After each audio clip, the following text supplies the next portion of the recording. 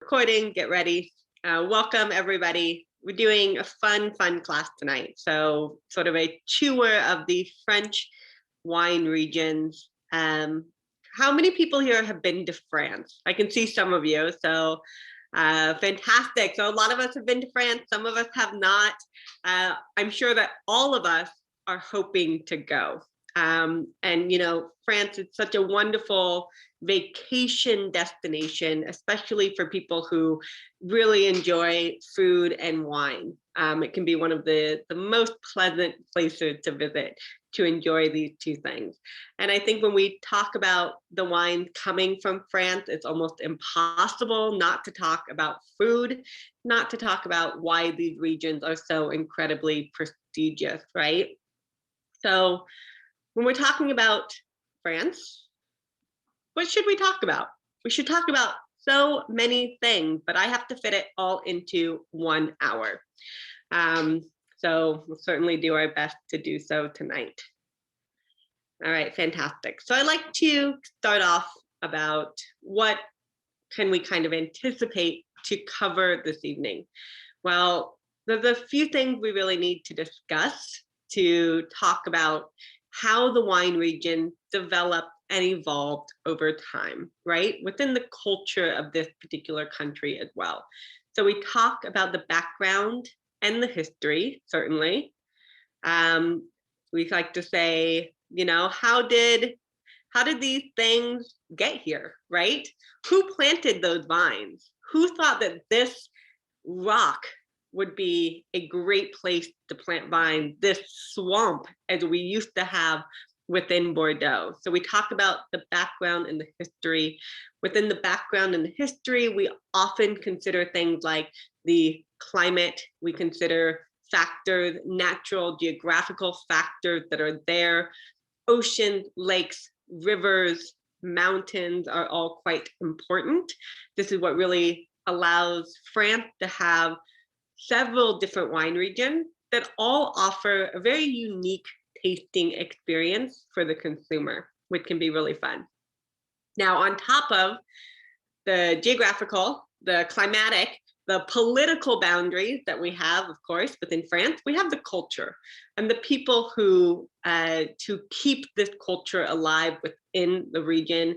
I think it's really fun when we consider France. If you compare France to many of the other countries of the world, of course, the New World, places like, you know, South America, South Africa, California, the New World areas, you know, these New World areas tend to be kind of focused a little bit more in the past several decades on technology, on modernization, on science.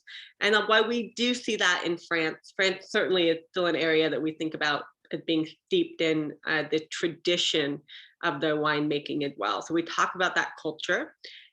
We talk about wine law. This might seem boring. I find it to be one of the most fascinating things to discuss about almost any wine growing area, because it helps us understand, why does something say what it does? What is Champagne? What is Côte du Rhône? What is Sancerre? What do these terms mean to the consumer themselves? And in France, it's important to understand the wine law, because unlike other New World regions, they chose to kind of honor their history and their kind of agricultural history by labeling the wine with the place that it comes from, rather than the more globally recognized grape variety. Now, of course, we see both. Now, there is, of course, innovation. There is, of course, modernization within France, certainly.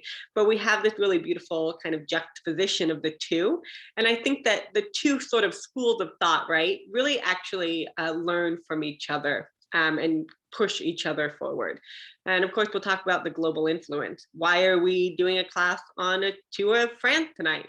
Because France is one of the benchmarks for fine wine in the world. It doesn't have to be your favorite. It doesn't have to be the most expensive, but we certainly recognize the influence it's had on the world. Oftentimes in New World wine growing region, we kind of have an homage to France in the way that we describe the wines. You might be enjoying a Pinot Noir or a Chardonnay coming from Santa Barbara in California, and you might hear This wine is made in a Burgundian style. It's a wine from Burgundy? Of course it's not. But the winemaker is saying that within the context of where they are in California, they're making the wine sort of as an homage or in a style that might be considered more Burgundian. We can talk about that later, right? We talk about the Bordeaux blend in almost any country that makes wine, especially in the New World, a blend of Cabernet, Merlot, Cabernet Franc, Malbec, Petit Verdot. This is the classic Bordeaux style blend coming from France. So we really talk about this global influence.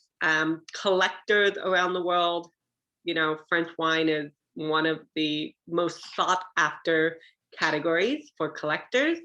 And the prices of a lot of these sought after wines, a lot of these very classic regions, a lot of these very classic producers have skyrocketed, of course, in the past several decades. You know, I can't drink first growth Bordeaux. And I can't buy it. I can drink it if somebody else buys it.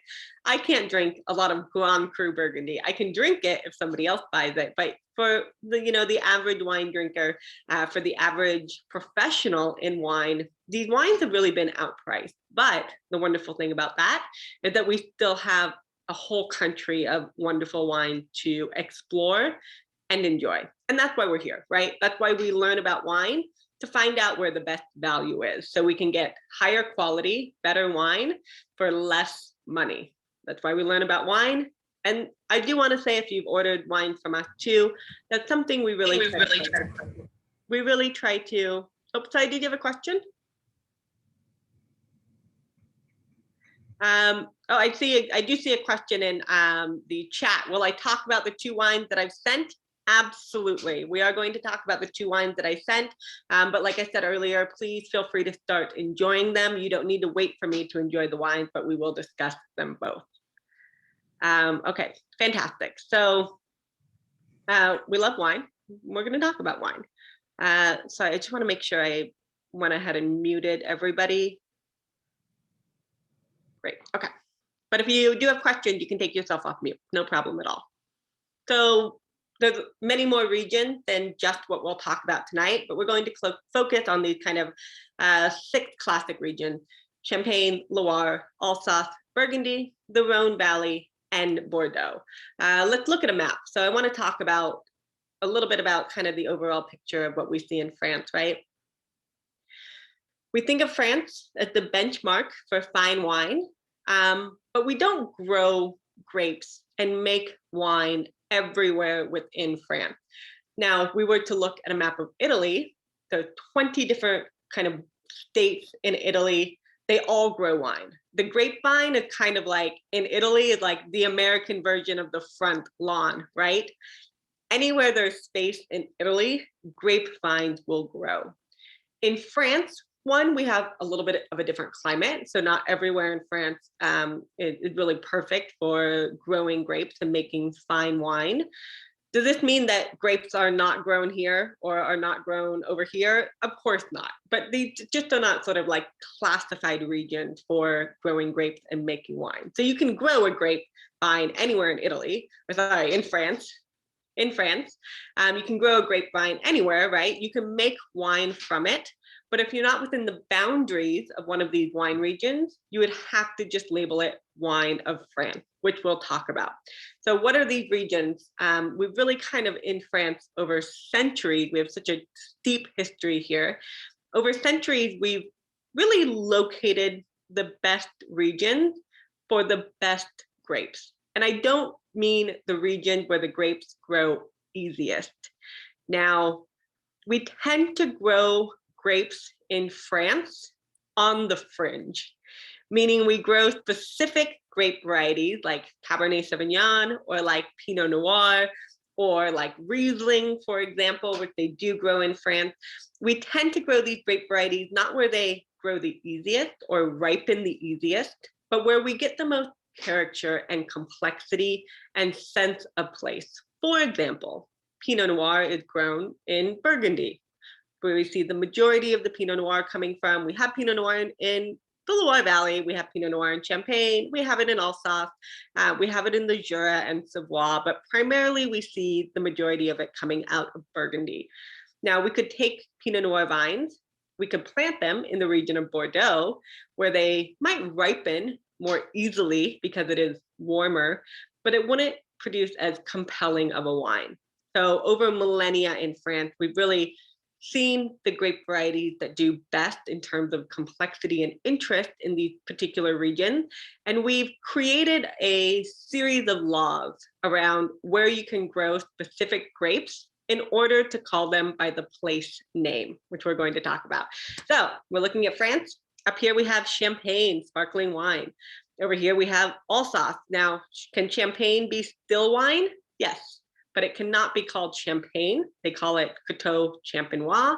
In order to use the term champagne on a bottle of wine, it has to come from this region, and it has to be made in a very specific way, which we'll discuss. Alsace, an area known for white grapes, of course, a little bit of Pinot Noir, right across the Rhine River from, what's this over here? Germany. So we see a lot of that white wine influence. We have Riesling, we have Muscat, we have Gewürztraminer, we have Sylvaner, we have Pinot Gris, a lot of white grapes, a lot of German influence here. Burgundy, this is the most complex region to understand within France through the lens of just two grapes, Pinot Noir and Chardonnay. This is the spiritual heartland of this area. Chardonnay would not really planted that much outside of Burgundy prior to the 1970s. It's really seen an explosion globally in the world of wine. We'll talk about Beaujolais, pretty much a monoculture for the Gamay grape, although politically considered to be part of Burgundy.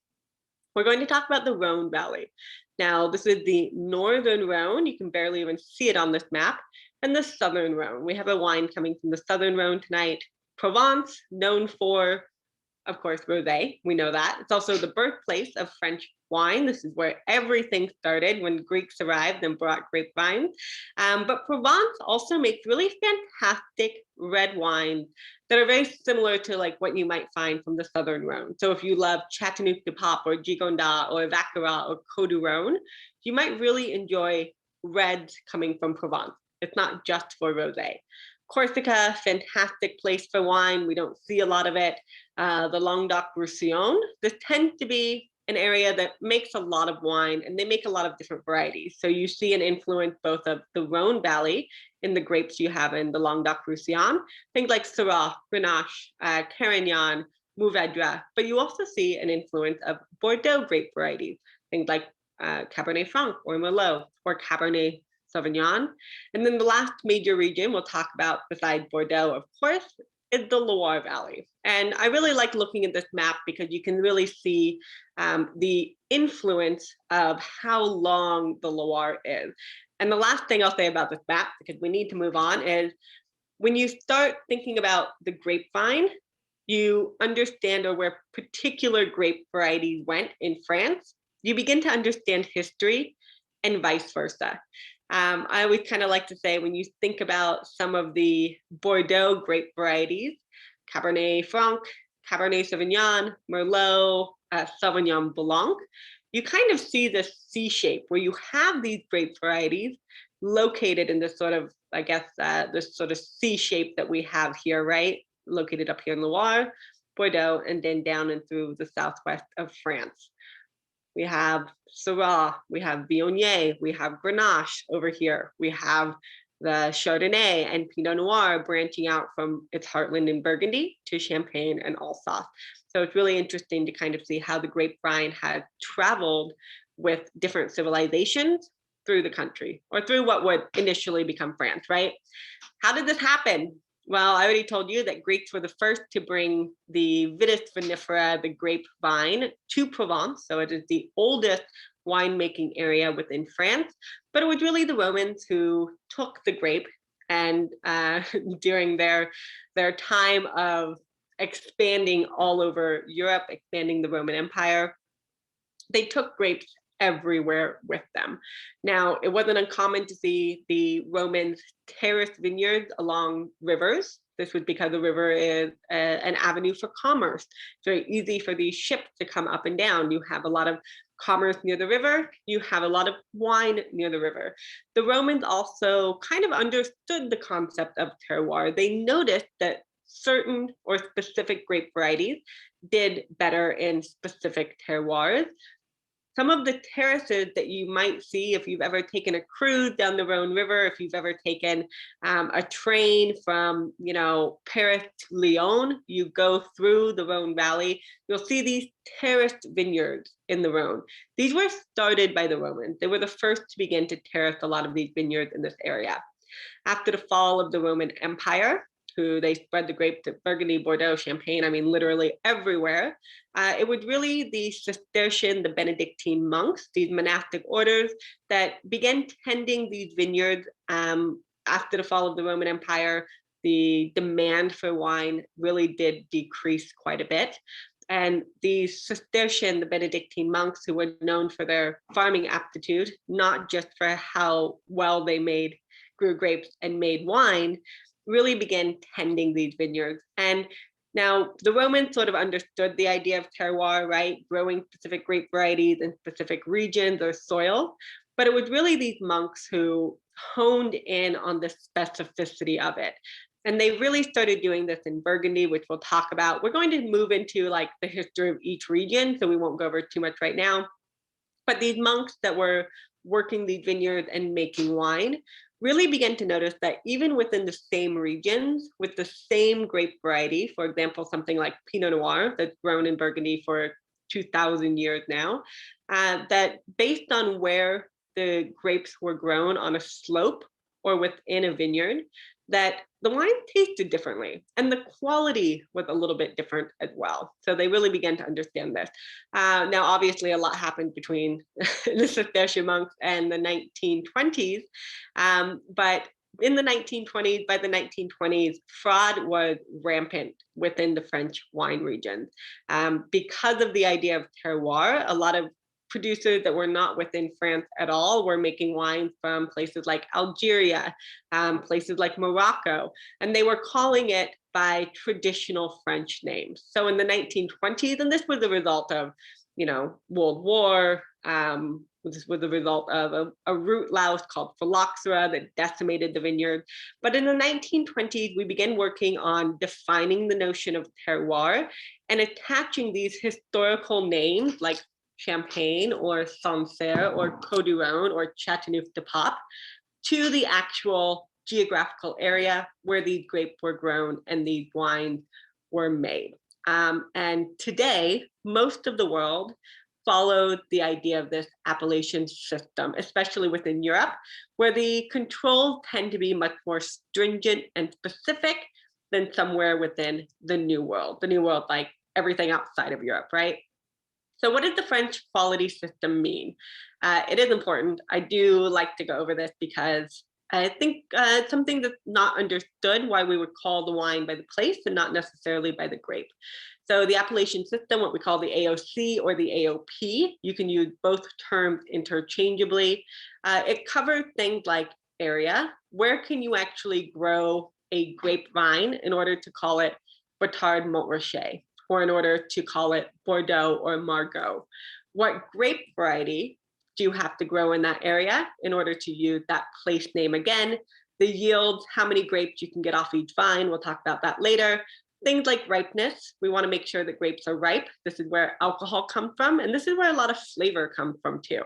Think about the difference between an unripe peach and a ripe peach, right? One is really acidic and doesn't have a lot of flavor, and one is juicy and bursting with flavor, right? And bursting with concentrated flavor. It covers things like vineyard management, how you have to actually work in the vineyard, maybe things like hand harvesting, for example, versus machine harvesting, and winemaking technique.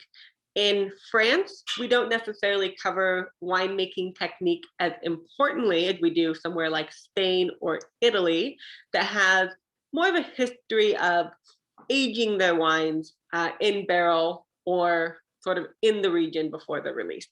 Now, this is sort of the AOC or the AOP. These are the regions that we think of that are like all of the Grand Crus and Premier Crus within Burgundy. This is what we think for places like Sancerre or Puy-Fumé or Chinon or Bourgogne, right? Margaux, Pauillac, Saint-Emilion, Pomerol. These are all AOCs, kind of considered the top tier of wine within the area. You can also release wines as vin de pays or IGP. they can use both terms. This is just sort of a wine of, for example, the Loire Valley, without a more specific area within the Loire you might see. So we saw the Loire map, right? The whole 629 miles of the Loire River is pretty much covered in grapevines and within regions. That is the whole is the Loire Valley. Within the Loire Valley, so you can make a wine there and call it wine of the Loire Valley. This is a vin de pays or an IGP wine. If you wanted to make a wine called Chinon, it would have to come from a more specific area within the larger Loire Valley. That makes sense. Sorry, it's a little comment here.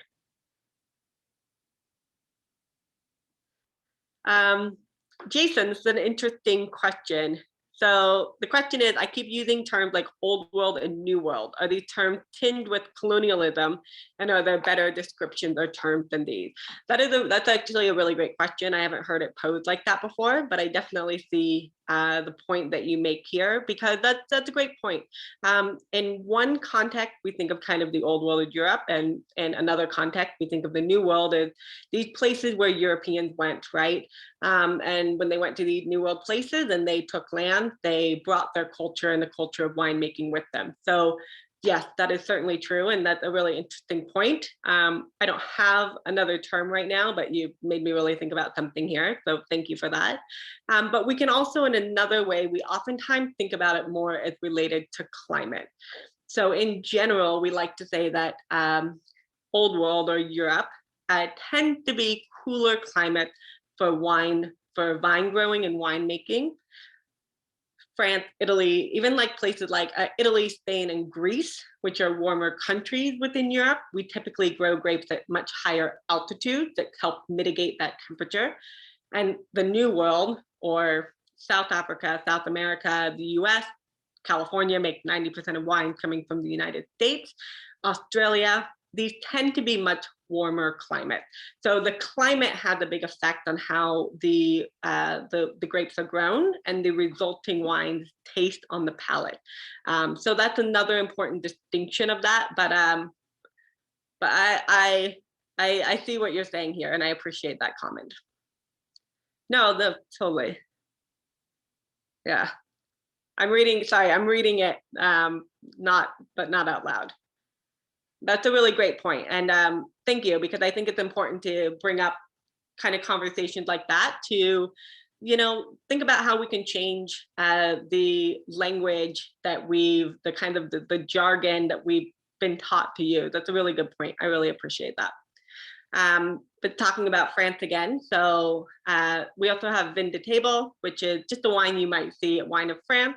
It might just include a vintage, the year that the grapes are harvested, and the grape variety that you see. All right, so now we're going to talk about these individual places within the region within France. Thank you for bearing with me with the kind of overview of France in general, but I think it's really important to understand the kind of the climate, the culture, and why we have these individual regions within. And now we can look at these as individuals. So we first like to talk about Champagne. One, because Champagne is a fantastic aperitif. It also goes really well throughout an entire meal or an entire dinner. I love drinking Champagne because it goes with almost everything that you could eat. It's fantastic with fried food. It's great with fish. It can go with heavier meats or cream sauces because of that bright and sharp acidity, right? It really helps cleanse the palate. So as I mentioned before, now in Champagne, to use the term, right, Champagne, as I mentioned before, we like to say that all Champagne is sparkling wine, but not all sparkling wine is Champagne. And what we mean by that is it does have to come from this region in France. You might see things like, André's or Cook's American Champagne. They shouldn't use those terms, but they can get away with it because they're not an EU member country. So all of the EU member countries do adhere to sort of these protective rules for the very historical winemaking areas within the countries themselves. So in Champagne, we know that to use Champagne, it's sparkling wine. We can call it Coteau Champenois if we're making still wine, but not Champagne. We have a very cool climate. This is important for making sparkling wine because we need to retain a lot of acidity in sparkling wine. We have to have that sharpness to hold up to the texture of the bubbles themselves. And in a cooler climate, we will develop less sugar within the grape, and the acidity will stay higher as well. So in the resulting wine, we'll have more acidity, that kind of mouth-watering, more refreshing characteristic to a wine, right? Sometimes we call it tart, and I think we'll talk about that when we drink our white wine. We have very chalky soils within Champagne.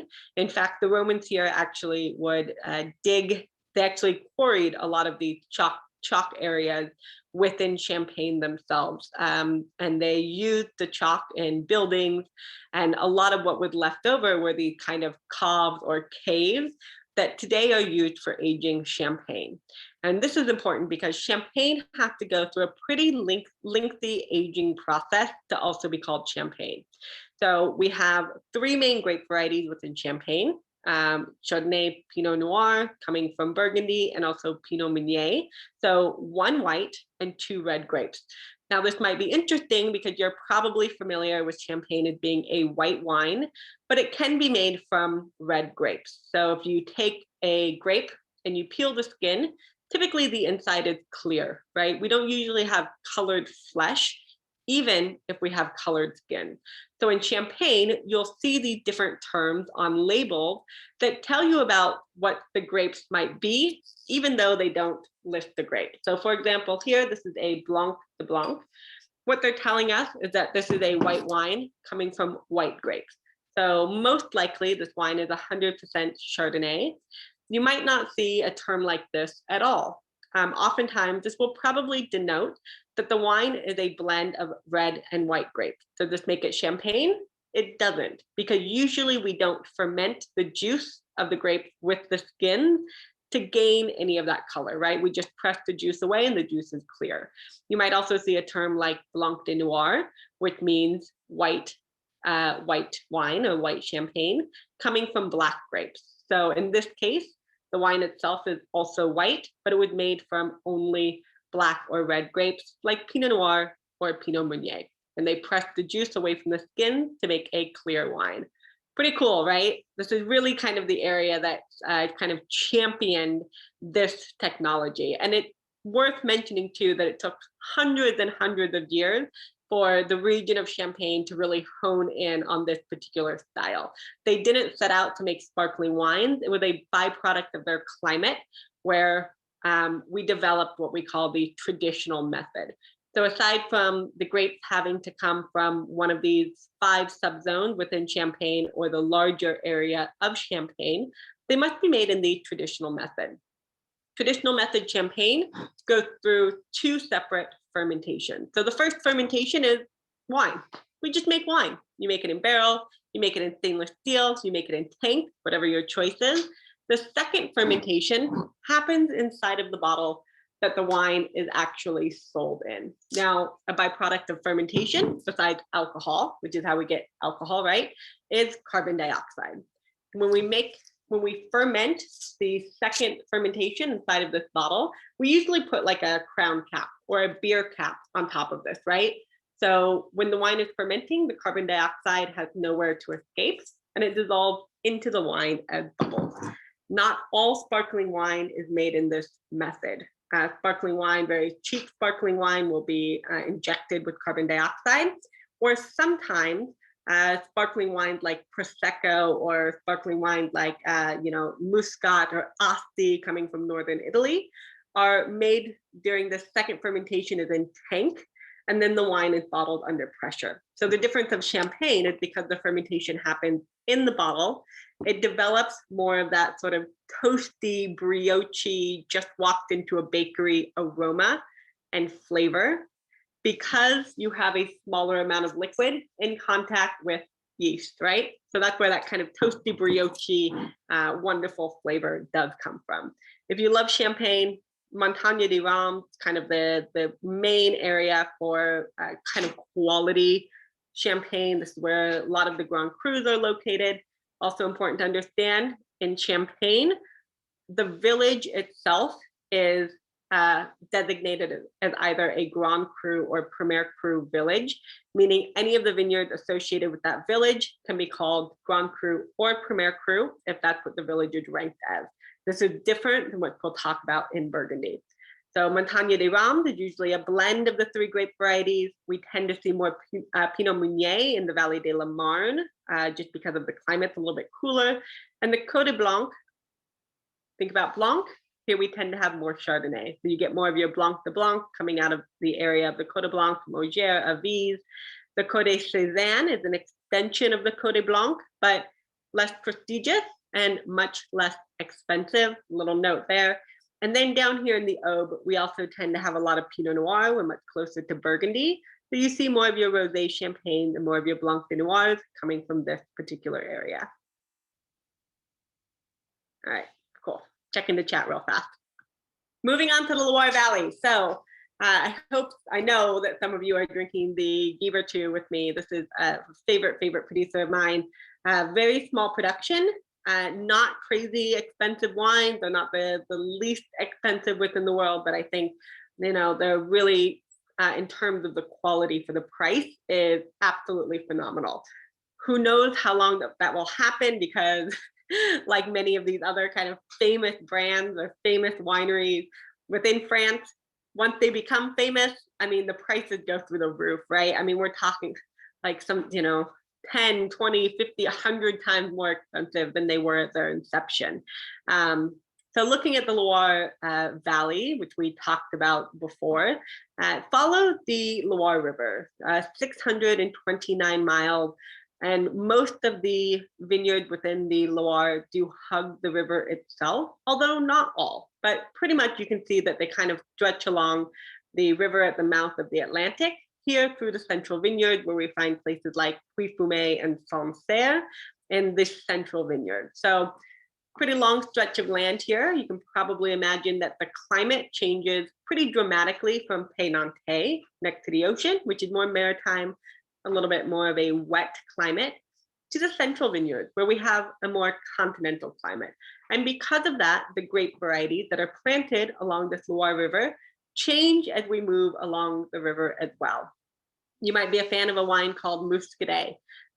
This wine comes from Pays Nantais. The main wine that we see coming from this area that's located closest to the Atlantic on the western side of the Loire, it tends to produce a very mineral-driven, high-acid wine. We say Muscadet with things like oysters, shellfish, clams, razor clam. Why do we like to have a mineral-driven, high-acid white wine with these types of foods? Well, I like to think about the idea of when you're having any of the foods I just described, what is usually something that you have on the plate that you usually squeeze over these dishes? Some sort of citrus, right? A lemon wedge, a lime wedge. When you have a high acid white wine, it kind of acts the same way as that lemon wedge does, right? You use a lemon wedge to kind of bring out the integrity of really good ingredients. And you also use it to temper the saltiness of seafood. And a high acid white wine will do that as well. Do I mean pour the wine over your seafood? No, of course not. But you have that oyster, and then you have a sip of your high acid white wine. So that could be Chenin Blanc, like we're drinking. That could be Sauvignon Blanc coming from Sancerre. That could be Champagne. But in a pinch, any high acid white wine will work for those types of foods. As we move further inland into the region of Anjou and Saumur, considered collectively within this region, although Anjou is kind of the larger overarching area, and Saumur is a smaller area within it, we start to move into the main grapes here, are Chenin Blanc and Cabernet Franc. We're going to talk about Chenin in a moment because we're drinking Chenin tonight, but Cabernet Franc is a parent variety of Cabernet Sauvignon. It doesn't tend to be as full-bodied and as tannic or drying on the palate. So Cabernet Franc does well in cooler climates than Cabernet Sauvignon. If you take a Cabernet Sauvignon grape and you plant it in too cool of a climate, it usually won't ripen well. And if the grape is not ripe enough, it doesn't really make good wine. It makes underripe wine. So we want ripe grapes, right? Balanced vines and balanced grapes make balanced wine. So that's important. So this area is really known for the quality of its Chenin Blanc and Cabernet Franc, especially coming from Saumur. It's also known for really fantastic sweet styles of Chenin Blanc. We're not drinking a sweet wine tonight, but because of the high acidity of this wine, it lends itself very well to these sweeter styles that it can be made in. And this is natural grape sugar that's concentrated in the grape and then remains in the wine. So we're not actually adding sugar to make these wines sweet. If you like sort of the dessert style wine, similar to things like Sauterne or Tokay, you'll probably like Chenin Blanc coming from this area of the Loire. Regions like Bonazou or Quarter Cham or Coteau du Lion will be really fantastic. Moving a little bit further inland, the larger sort of reddish orange area, maybe call that like terracotta color, I guess.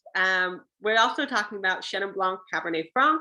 We also start to see more Sauvignon Blanc coming from the region of Touraine as well. If you have a Touraine Blanc, most likely it's going to be a Sauvignon Blanc or Sauvignon Blanc dominated blend. And you also see some of the best Cabernet Franc regions here. So within Touraine, you have the smaller AOCs of Bourgogne, St. Nicolas de Bourgogne, and Chinon, probably the most famous Cabernet Franc region within the world. And then you also have some areas within Touraine that are specific for Chenin Blanc. You've probably heard of Vouvray or Mont-Louis-sur-Loire. Vouvray is on the northern side of the river and Mont-Louis on the southern side. But Vouvray is Chenin Blanc, and it's made in a range of styles from dry to sweet. As we move into the central vineyards, we are in Sauvignon Blanc country. Sancerre is one of the most well-known coming from this area, of course. If you have a bottle of wine that says Sancerre, because of the AOC laws of that region, it can only be Sauvignon Blanc if it's white. Can you take a Chardonnay vine and can you plant it in the actual geographical area of Sancerre and make wine?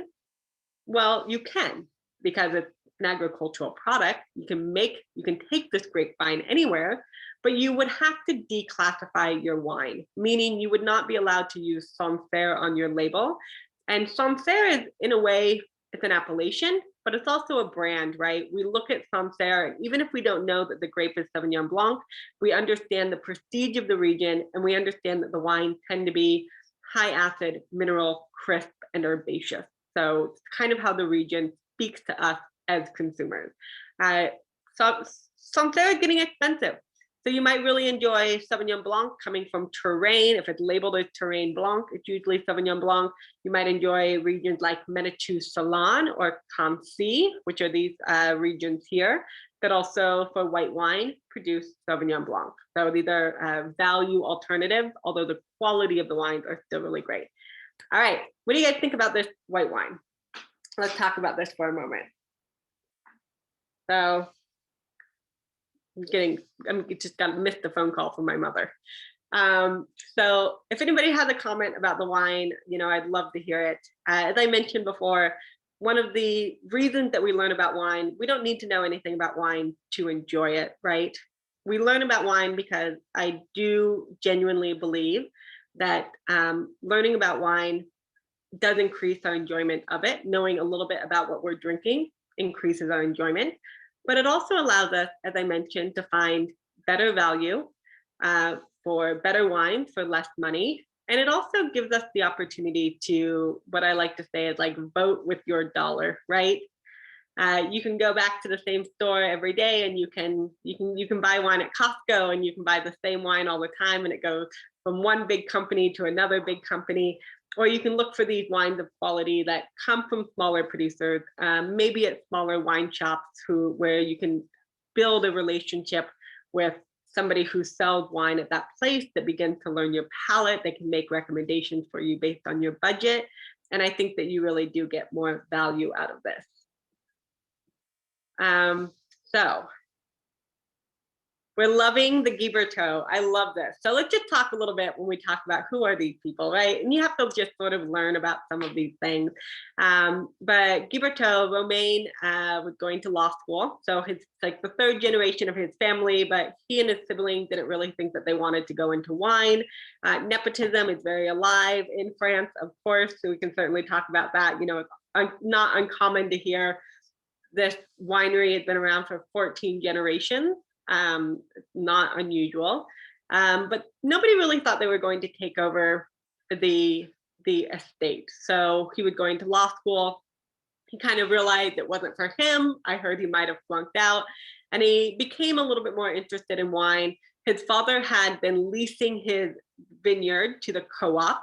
Co-op is a kind of a larger collection of growers of different vineyards who make wine under a single brand. And he decided to take back the vineyard from this co-op when their lease was up and begin to make his own wine. He was mentored by the brothers from Clos Rougeard, which is considered to be one of the best Cabernet Franc in the entire world. It's also very expensive. I've had an opportunity to have a taste of it one time. I mean, there's something different, even if it's the most expensive, best wine in the world, there's always something different about like tasting it and then like sitting down and enjoying a glass with people you like, right? So that's all I'm going to say about that taste of wine. But it's located within Saumur. So I think it's important in places like the Loire Valley to begin to understand some of these smaller areas that offer more value.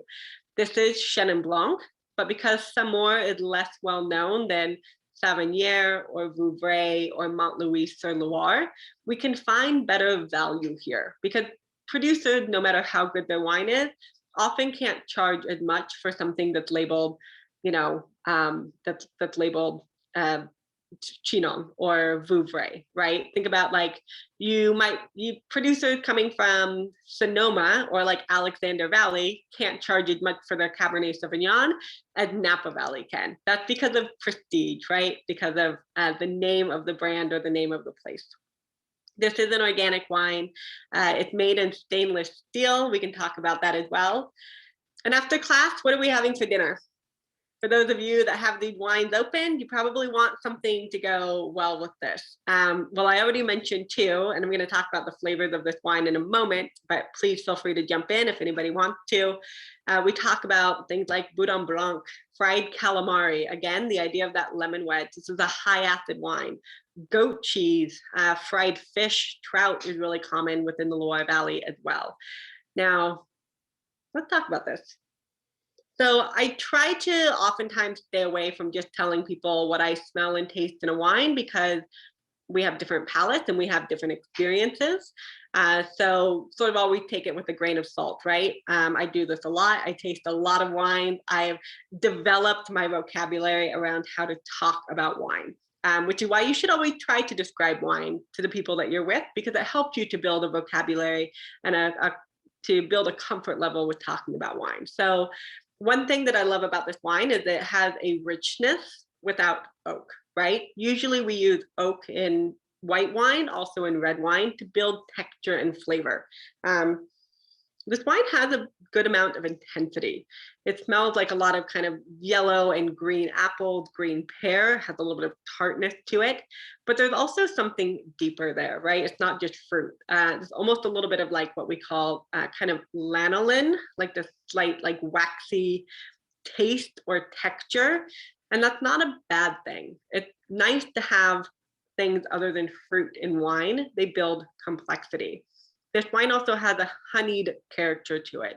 Do we mean honey as in it makes it sweet? No, but honey has a distinct flavor and a distinct aroma to this wine as well.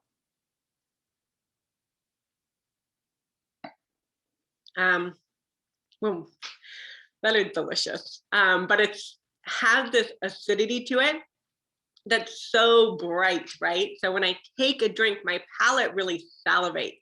Now, one, that's why this wine goes well with fried food because of that bright acidity, right? It helps cut through something that's fried, the fatness of something fried. And also it's almost like squeezing that lemon wedge. Can be really fantastic, but this wine also has a beautiful texture to it, which I really enjoy.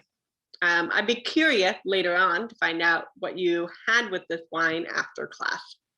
All right, we've got to carry on. So Alsace, a region I love. Germany is also dear to my heart. I'm a huge fan of Riesling. I tend to like these higher acid, lower alcohol white wine. They go well with food. I can drink them without getting drunk and sloppy, so I really enjoy them because of that. We're in northern France. The Vosges Mountains separate this region from the rest of France. So although we're fairly far north, we have a warm, dry climate because of the rain shadow effect, meaning that as the clouds with moisture move up over the Vosges Mountains, as they climb in altitude and in height, they drop the majority of their rainfall or their moisture on the western side of the mountain. So the grapes are planted on this sort of eastern slope of this mountain range, and it's a pretty dry continental climate. Places like this include like inland Australia, eastern Washington state is also really common for this. This is white wine country. Riesling, Pinot Gris, Gewürztraminer, Muscat, Sylvaner, Pinot Blanc we see here as well. A little bit of Chardonnay planted, but it can only be used in Cremant. So Cremant's an important thing to understand. Cremant is a sparkling wine made like champagne, meaning 2 fermentations, the second one in the bottle, but not in Champagne, but still in France. So Cremant is the traditional method sparkling wine of individual regions outside of Champagne. They offer really fantastic value. They're usually not aged as long as Champagne, so they typically don't develop as much toasty flavors, and they're usually made from the local grape varieties within the region that they come from. So you'll see Cremant listed on labels as Cremant d'Alsace, Cremant from Alsace, Cremant de Loire, Cremant from Loire, Cremant de Bordeaux. I think you get the point. The couple different styles of wines we see here. These white wines can be made in styles that range from dry to sweet. And then we have a couple of very sweet, almost dessert style wines. So we have Vendange Tardive, which is what we call a late harvest style wine, where the grapes actually are left on the vine long enough to begin to raisinate. A raisin is much sweeter than a grape, right? Because that flavor, that sugar has been concentrated. You make wine from these raisinated grapes and they have more sugar left in them.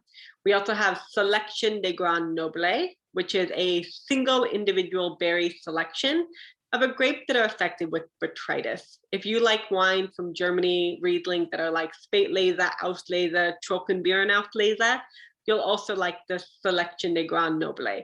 These tend to be very sweet, luscious dessert wines, much like Sancerre, but they're going to be made from the classic grapes of the region. So Riesling, Pinot Gris, Gewürztraminer, and Muscat most commonly. I see a little chat here. Yes, you're absolutely right. Cremant de Loire. I mean, Cremant is such a wonderful, wonderful value wine. And if you, nothing against Prosecco at all, but Prosecco doesn't usually have the complexity of Champagne or Cremant or Cava. Cremant and Cava are both made like Champagne. Cava comes from Spain, usually from traditional Spanish grape varieties, but not always. And then Cremant from these other regions. And they really tend to be, I mean, one of the reasons that Champagne is expensive is because of the prestige, and also because there are a lot of quality bubbles in the world, but there's not really anything that really tastes quite like Champagne. I do really actually believe that. I love Champagne. Now, we could spend another 3 hours talking about Burgundy. It is one of the most complex regions in France. There are 2 main grapes, Chardonnay and Pinot Noir. If you are the type of person that likes to know everything about a particular subject, then Burgundy is not for you. You can spend your entire life studying Burgundy and never understand the complexity, which we'll talk about in a moment. Now, it seems simple, right? I said Chardonnay for whites, and I said Pinot Noir for reds. But there are hundreds of individual AOCs or appellations within this region. Now, Chablis is pretty easy up here in the north, the most northern outpost of Burgundy. 100% Chardonnay. If you call it Chablis, it cannot be anything else. Now, when we come to the Côte d'Or or the Golden Slope, this is sort of the historical heartland of the region. The Côte Nui is known for the quality of its Pinot Noir, and the Côte de Beaune is known for the quality of its Chardonnay. They both grow both grapes and make both wines, however. As we move a little bit further south into the Côte Chalonnais and Mâconnais, these can be really fantastic value areas for Pinot Noir and Chardonnay, especially within Mâcon is a really great value area for Chardonnay. Wine coming from Burgundy. Mâcon Chardonnay is going to be warmer than Chablis Chardonnay. So this will be more of that kind of like tart green apple, higher acidity characteristic, where in a slightly warmer climate of Mâcon in the south, you're going to have more of a, kind of a yellow apple, a little bit more like, this might be sort of like lemon skin and lemon zest, right? You'll have like lemon curd and Mâconnais. The wines will be a little bit richer as a result of the lower acidity and the riper fruit. Now, Beaujolais is kind of the outlier of this particular region. Politically, it is part of Burgundy, but it's a monoculture almost entirely for the Gamay grape, which is a different grape than Pinot Noir. It tends to produce light and fruity wines, although within Beaujolais, there are 10 crus that produce higher quality styles of wine. So if you've seen terms like Fleury, Saint-Amour, Julianac, Morgon, or Moulin Avant, those are just some of the 10. These are crus. They tend to be higher quality and a little bit more expensive for Beaujolais for the Gamay grape. But if you want to drink a wine that is Burgundy, these crus of Beaujolais are going to be much less expensive than the Grand Crus of Northern Burgundy, of the Côte d'Or, like the Côte Nui or the Côte de Beaune. Now, within Burgundy, we have a 4-tier hierarchy system in the Côte d'Or for Chardonnay and Pinot Noir.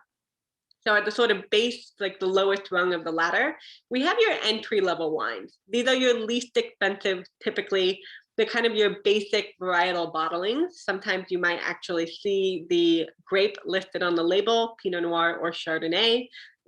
You can do this now within Burgundy. It wasn't always the case.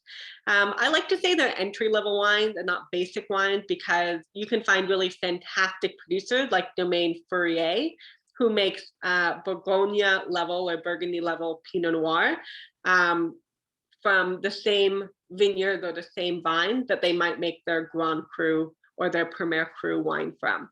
A next step up the ladder would be village level wine. In Burgundy, the Chardonnay and the Pinot Noir grape can come from anywhere. So you can make a Bourgogne Chardonnay, Bourgogne Blanc, with grapes coming from Mâcon and Chablis. You can blend those together and call it Bourgogne Blanc. Village level wines, all of the grapes have to come from vineyards that are associated with a specific village. So that would include villages like Gevrey-Chambertin, Vosne-Romany, Meursault, Saint-Aubin. This is really the most classic style. This is where you really begin to see the imprint of terroir.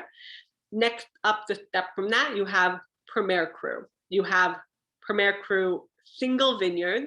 Like on this label, you see Cros Parentu is a single vineyard of Premier Cru status located in the village of Vosne-Romany. These are starting to get expensive. You can also see sometimes Premier Cru listed with a village name without an individual vineyard. This means that, for example, maybe somewhere like Meursault, a producer owns vines and multiple vineyards that are kind of considered to be Premier Cru and blend them together. Now at the Grand Cru level, this is only about 2% of wines. This is your top tier, right? These are vineyards that are so important, so prestigious, so historical. They've been granted their own appellation. If you're putting Grand Cru on the label, the grape can only come from that Grand Cru vineyard. So you cannot blend from multiple Grand Cru vineyards and call it, for example, Chambertin, right? Or La Tâche or Montrachet. Does this make sense to everybody? I know it can be kind of confusing when we talk about Burgundy, but you have this 4-tier hierarchy system. Grand Crus are the most expensive, the most prestigious. They're very difficult to get. You oftentimes will have what we call a monopole, which means a single producer owns all of that vineyard in its entirety. In Burgundy, it's very common for a single vineyard to have multiple owners. So this would date back to the French Revolution, when Napoleon ended the act of the firstborn son inheriting the entire family wealth. And he said that the inheritance had to be split equally amongst male heirs. So in Burgundy, this sort of started this fractured system of ownership within these vineyards, right? So sometimes you see multiple surnames within Burgundy. For example, Colleen or Moray. You might see multiple John Mark Moray. You see Carolyn Moray. You see Philippe Colleen. You see Pierre Yves Colleen. The same surname for different producers because they all own a small fraction of vines inside of these larger vineyards. At the bottom, you can certainly see this is a single producer who makes all of these different tiers or hierarchies of wine. So Domaine La Flève, he makes Bourgogne level. He makes a village wine, Pouligny-Montrachet is the name of the village. Here he's making a Pouligny-Montrachet Premier Cru. The Premier Cru is Clairvoyant in this instance. And then he's also making a Grand Cru wine. The difference between the price in this and the price in this could be hundreds or $1,000. All right, Rhone Valley.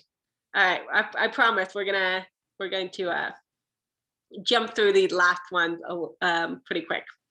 No worries, Venkat. We'll see you later. I'll send out the recording. Somebody was jumping off early. So the Rhone Valley, we look at the Rhone Valley as a single entity, but it's really two distinct areas. The Northern Rhone is known for Syrah, kind of an inky, rich, peppery, meaty wine, right? And for mostly a white grape known Viognier, although you do see some other white grapes. There are a number of crus that make only primarily red wine. So you have Côte Rôtie, they only make red. You have Saint Joseph, they make red and white. Creux Hermitage and the Hill of Hermitage, right here in the center, where you have like Jean-Louis Chave making red and white as well. All of the red is made from Syrah. You have Cornas making Syrah, and then in the bottom you have Saint-Péray. This is an area that's much less known, but they make primarily white and sparkling wine from grapes called Marsanne and Roussanne. If you like game meat, if you like things that go on the grill, you'll probably like the wine coming from the Northern Rhone.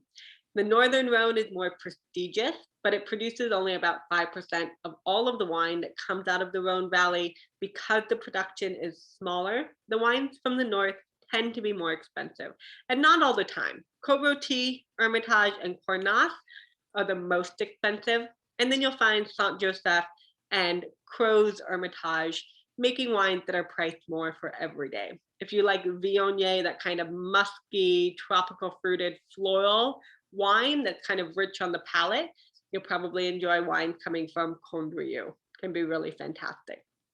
In the Southern Rhone, it's a little bit more complex. The red wines are blends, but they're primarily based on Grenache. They can be 100% Grenache, depending on where the grapes are coming from. In the north, we pretty much hug the Rhone River on these terraces all the way down. But in the south, you can see that the appellations are much more spread out, much further away from the Rhone, and it's a much larger area of land. So the most common wine that we see in this region is Côte du Rhône. Côte du Rhône is a blend typically of grapes, but based on the Grenache grape, which we'll talk about. Grenache tends to be more red fruited, and it tends to have some sort of herbal and peppery characteristics, not as peppery as what we get in Syrah, but oftentimes in the Southern Rhone, that Grenache is blended with Syrah or Mourvèdre, which add a little complexity and texture and interest to the wine. You have to be a good winemaker to make 100% Grenache. Châteauneuf-du-Pape, an area known for the quality of its Grenache, is usually also based on a blend, but you can blend up to 13 grapes within the region of Châteauneuf-du-Pape. So this is really considered to be the most prestigious, but they're also expensive. If you like Châteauneuf-du-Pape, you probably, and you want to spend less money, you want to drink wine from Vinsobra, Resto, Gigondas, or Baccarat, and Baume de Vigny. All right, so these are all important. Who's drinking red wine tonight?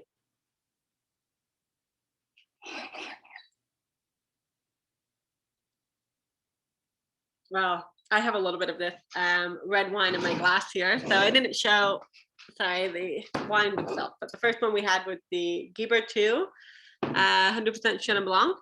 And now we're drinking the Domaine Gramignon. So we have a Côte du Rhône, in this case, based on 100% Grenache. Michelle Aubry-Laurent was a former nurse. She really worked with a lot of holistic practices. She started this estate with her husband, Philippe, in 1990, but he unfortunately passed away early in 1999, and she really took over the estate and made it what it is today. So she introduced a lot of biodynamic and organic practices into the vineyard and into the winery. Now, to be organic or biodynamic, you can just work that way. You don't have to be certified. In fact, it costs money to the producer to certify their vines. So not all producer that doesn't list organic on their label is not organic or not biodynamic. So it's important to mention that as well. Any comments about this particular wine? Well, first off, it's anybody who like really loves Chateauneuf de Pape or Côte du Rhône, Gigondas. And what do you think about this wine by comparison? I see a couple of people nodding, so we're looking good on this particular one. Fantastic. I really think that this is a very concentrated style of Grenache for this particular region as well. Now, I said earlier we talk about yields, right? So what I meant in the appellation law, the French wine law, they limit the amount of grapes that you can take off of every vine. So I don't say this because you need to know what this means, but I think it gives you a little bit of context around some of these wines. So this is coming from her younger vines, but these vines are 50 to 70 years old. Older vines tend to produce more concentrated fruit and more complex flavors within the grape. They also tend to produce lower yields. So lower yields are better because we have that concentration, but economically they might not be better for the producer, right? Because they can make less wine from lower yield. So in this case, she's getting about 20 hectoliters per hectare. You don't really need to know what that means off of her vine, but by comparison, if you were drinking, for example, Pinot Grigio coming from the Veneto, usually those wines can be around, for your really inexpensive styles, around 100 hectoliters per hectare. So those wines will be more diluted, they'll be less concentrated. And in this case, I think you get this really ripe, concentrated fruit, but you also get a lot of earth. There's a little bit of white pepper here. You get also what we call the garrigue, which is this sort of vegetation that grows over the landscape in southern France. So if you go to Provence in the right time of the year, or Chateauneuf de Pape in the right time of the year, you'll smell this vegetation, this sage and lavender and thyme that kind of grows over the landscape. We tend to get a lot of that in these southern Rhone wines. The rosemary, this herbal characteristic. And that's why this wine would be really fantastic with any food that come from southern France, right? Cassoulet, these vegetables, these herbs, these beans and meat, sausages with herbs in them. We might think about like a rack of lamb crusted with herbs on the outside, these roasted vegetables, anything that has herb de Provence on it, really, right? Because herb de Provence is garrigue. I really think that we can mention it that way.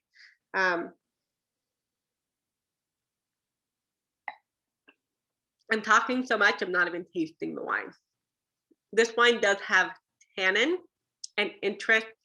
I do think that this wine, as I mentioned earlier, really benefits from being opened up for a while. And this is a wine that will age. These wines are not incredibly expensive. They're more expensive than your average Côte du Rhône. And I think that you can appreciate the quality from kind of an average, $15, $20 Côte du Rhône. This one retails usually for around $45 to $50 for this particular wine.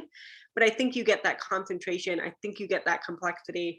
These are wines that, like, sometimes I like to buy 2 bottles of the same wine, so I can drink one now and then try to hold on to one for a year or two and see how it develops over time. And this would be a really fantastic wine to do that with as well. All right, so Bordeaux is our last region we're going to talk about. I'm so sorry to keep you a little bit over time tonight, but there's so much to talk about in France. So Bordeaux, of course, is an incredibly prestigious region. Some of the most expensive wines come from this area. In Bordeaux, we talk about a blend of grapes. Now, this has to do with this maritime climate.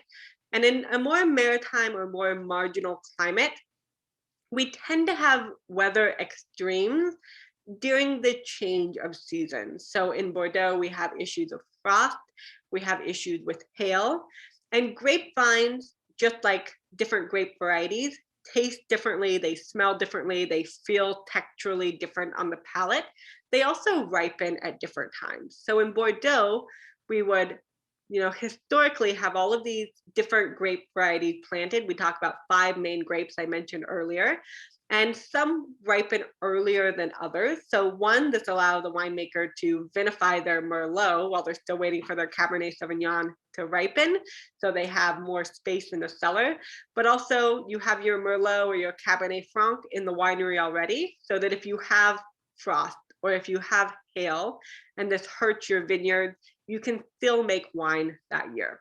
This is also why it's traditional in Bordeaux that the blend changes from year to year.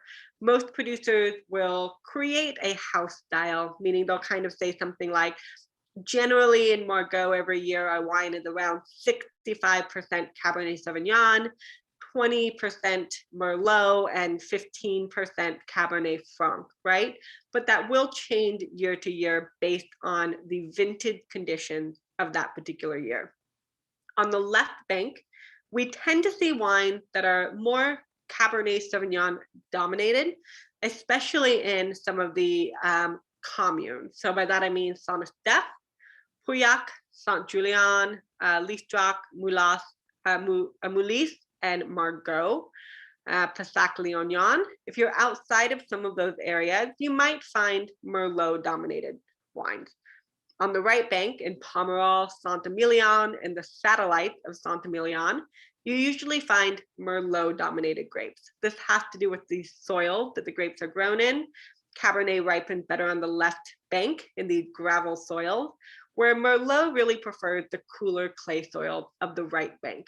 Cabernet Sauvignon will usually be more structured and more tannic on the palate, a little bit more austere, which is why we blend in that Merlot. It helps soften the wine. If you like a wine that's more plush, a little bit more velvety, you would probably prefer the more Merlot-dominated wines coming from the right bank itself. You also will see sweet wines made much like those Alsatian sweet wines, the ones made from botrytis, as we mentioned before, Selection de Grand Noble, or like the sweet wines made from Chenin Blanc, coming out of the Loire Valley, Coteaux de Léon, Bonazou, Cour de Chambres. And you'll also see Sauvignon Blanc. So Entrée de Mer is a really fantastic place for Sauvignon Blanc. Anywhere you see Cabernet Sauvignon, you usually see Cabernet Franc, Merlot, and Sauvignon Blanc as well. So the Cabernet Sauvignon, Merlot, Cabernet Franc, Sauvignon Blanc almost always go together. One of the classic Bordeaux blends, right? Sauvignon Blanc is the parent variety of Cabernet Sauvignon, which is why you see it. Now, why are these wines so expensive? The last thing we'll say about Bordeaux, because of this 1855 classification. Napoleon III insisted that the chateaux of Bordeaux would rank themselves for the 1855 World Fair happening in Paris. And they decided to rank the estates in 1855 based on current market price in 1855. The 4 most expensive wineries in 1855 were classified as first growth. There were several dozen other wineries that were classified all the way from second to fifth growth. In all of the years since 1855, there had been only one change to that classification, and that was in 1973 when Mouton Rothschild was upgraded from second growth to first growth. So a lot of these really prestigious, expensive first growths within Bordeaux have kind of gone through like a little bit of quality changes over the year, but regardless, they still command the most money. Thank you guys for bearing with this, a little bit longer class than normal. So we'll just end up with the idea of French culture and style. We talked about the terroir. We know that the French wines have this sense of place, but it's not only for wine. They love food and they have this great pride in agriculture and in place. So other than for wine, we also have AOCs for cheese, things like Roquefort, things like Epoix, right? They come from specific regions in France. Chicken, lavender, herb de Provence, different types of honey, Dijon mustard, different peppers, all these, Normandy butter, all of these wonderful things. We like to say in France that wine and food go together and grow together. In many of these regions, the cultures around food and wine evolved over time with each other. And we also know that, of course, the French wine region, the blend of grapes, the style of winemaking, really help to influence and inform the world in terms of how they make and produce their wines. That was a lot. Thank you. How's everybody doing tonight? So please, I would love to hear from you about any questions that you might have. I'd love to hear from you about what you think about these particular wines as well. We really stand behind both of these producers. We think they do amazing things. We vote with our dollar. That's why we choose these particular wines. If you do have any questions, I'll send out a copy of the recording tomorrow that you can view at your leisure. You'll have a link to be able to do that, along with just some follow-up notes. But if you have any questions, please don't hesitate to reach out. I really, really love to hear from you. I hope you enjoy these wines. You have 2 delicious bottles to drink with dinner, and I'd love to see what you end up enjoying. And I also want to say, Jason, thank you for your comments too, because I really think that they're important, and I'm happy that you brought that up, because it's something that I hadn't considered as closely as I should. So I appreciate that. Let me know if you have any questions. Have a great night. Enjoy your wines. Enjoy your dinner. Thanks, everyone. Thank you. That was so fun. Thank you. Oh, so sorry. I have one question. Anne Marie, are you still here? Yes, I see you there. Okay. How different is the flavor of higher priced wines and the hundreds of dollars? So when you pay for wine, you don't always pay for flavor, right? You pay for prestige. You pay for example, the Grand Crus in Burgundy. One of the reasons that they're so expensive is that there's less made, right? So higher demand and lower supply increases the price. Yes, I think that there is a point in cost that the price of the wine makes a difference in flavor. There's a cap on how little you can sell a wine for to have a good wine. If you go to Europe and you drink those €1, €2 bottles of wine, that's not sustainable for the culture. That's not good for social sustainability. Like, how are you really paying people and workers within the vineyard and in your community if you're charging €1 or €2 for a bottle of wine? And obviously those wines are kind of going to be your, they're not going to be that interesting. They'll taste like alcohol, but they don't have the character of these fine wines. But you can begin to get the character of some of these finer styles of wine. I think even sometimes at the €10 price, depending on where you are. You can get a pretty good Riesling, a pretty decent Riesling for €10 in Germany, right? Now, with that being said, there is also a cap on how much you're paying for wine, for how much the quality is in terms of the flavor, right? So I guess I would leave that. It's a more complex thing than just me being like, oh, the cap is $200, because it really does depend on the wine and it depends on somebody's palate. But a lot of people just pay for a label, right? If you want to drink Domaine de la Romanie Conti, if you're a banker and you want to impress a bunch of clients, or if you're an actor or an NBA star and you're sitting at a table at a really great restaurant where people are walking by, you usually sit with your DRC on the table facing out toward people, because sometimes it's a way to, people consider it to be a way to say, like, look at me, look what I can afford, look at how good my taste is because I have a lot of money. And I'm not saying that about everyone. I'm just bringing this into the conversation as sometimes these wines are worth it and sometimes that they're not. And I think that everybody has to find kind of their own comfort level with how much they want to spend on wine. So, for example, I like to explore wine and I like to try aged wine. And because I work in wine, my comfort level for a bottle of wine that might not be good is probably higher than somebody else's comfort level that doesn't work in wine. So I might be like, I don't know if this wine's going to be any good, but I'm willing to spend $40 to try, right? And if I don't like it, like it's $40. I'll know better than to order that wine, that producer, or that region next time, right? So I think it's important for everybody to kind of find their own sort of personal comfort zone for how much they like to spend on wine. And then the next thing that you can do once you've kind of found that comfort zone is building a relationship with a sommelier at a restaurant that you visit often, or building a relationship with a local wine shop, because that's really when you build these relationships with somebody that knows about wine and begin to understand what your palate and what your price point is. That ensures that when you're ready to take a little bit more of a gamble with that $5, that $10, that $20 or $30 more a bottle, you're already talking to somebody who knows what your palate is, who knows what you like, and that can really help you gamble a little bit better with your money. That was a long-winded answer. But I hope that helps. And, oftentimes the last thing I'll say about that is there are things that raise the price of wine without necessarily raising the quality, like tariffs.